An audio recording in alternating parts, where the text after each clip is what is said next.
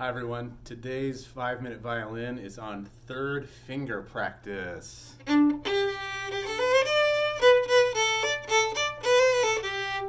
Such an important note on the violin, that middle G, that's third finger on the D string.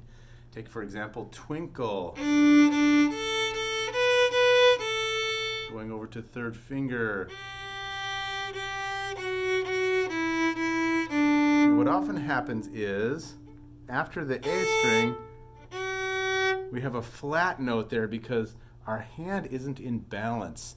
So I've gotten in trouble about this from teachers, conductors saying, play in tune, listen to that note. And the thing is like, I'm trying, I am listening, that's why I'm trying to fix it. And so I'm doing the worm, you know what I mean, where you're trying to search for the note, and if you find yourself worming around like that, don't beat yourself up, because that means your ear is really trying to fix on the right note. But what we want to do is have our body just know how to land on that note. We want to train our balance so that we're confident about making that pitch happen, so that we can play things like Minuet 1 in the Suzuki books. And just be confident that that note is there. Now, the one way to practice this is by listening to resonance, and that's a different video. In this video, we're going to talk about just the physical aspect of what you need to do to balance that position. Okay, so we're going to go through this pretty quickly. It's kind of a crash course, so if you have a pen and paper, you can take notes, or you can feel free to stop the video at any time and just noodle around on it a little bit. Okay, so really this is the no worm video, the no worm practice of third finger. Number one, wrist position. If you are cheating because you're not holding your violin properly and you're holding your violin with your wrist up, you'll never get your third fingers in tune. This will warp you out, okay? So we'll just play. See how flat that is? But if I drop my wrist, now I'm in tune, just automatically, by magic.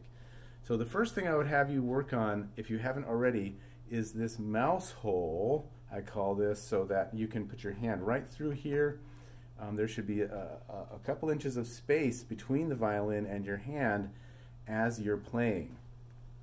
And again, this is crucial that you have a good violin position, because if you don't have a good shoulder rest, chin rest set up, and you don't have a good violin hold here so you can do this, then you're going to be worried about dropping the violin and you're going to cheat. So this is a very bad habit to play like this. You've got to untrain that if you're doing this, okay? So you're going to drop the wrist, and then your third fingers, every finger is going to be in tune, but especially that third finger. So wrist down. Number two, umbrella. If you're trying to play third finger by reaching to the string with a flat third finger, or you're holding the violin here like this with your fingers, you're going to be out of tune, because that warps your hand out of position. Instead, if you just think of your curved fingers always being at the ready, hovering over the strings in position, with this nice umbrella curve. So let me see your umbrella hand come over those strings. That will help you with your position and your balance, rather than coming in flat. Try this. Tickle your arm like a ladybug crawling all the way up to the flower. Okay? If you're like this, the ladybug gets blocked. Can't crawl all the way up. Now he can reach.